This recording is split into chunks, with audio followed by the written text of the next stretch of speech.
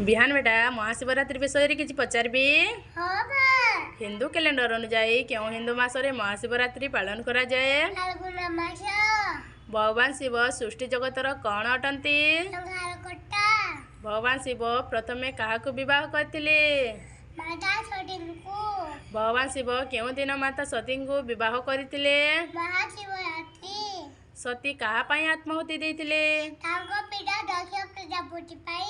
भगवान शिव केउं दिन माता पार्वती को विवाह करथिले? शीतल षष्ठी। भगवान शिव विष पीथिबा दिन को कौन कुहाଯାए? महाशिवरात्रि। भगवान शिवंको केउं नाम महाशिवरात्रि सहित जड़ित? नीलकंठ। कौन पाई महाशिवरात्रि पालन करा जाए? शिव विष पीठिबार शिव एवं सतीଙ୍କ विवाह हेतु। केउं जगार महाशिवरात्रि को हररात्रि कुहाଯାए? काश्मीर। केउं स्थान महाशिवरात्रि पाई प्रसिद्ध? वाराणसी। भगवान शिवंको ससुरंको नाम कौन?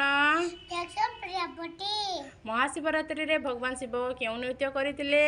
तांडव। भगवान शिवंको मुख्य अस्त्र कौन? त्रिशूल।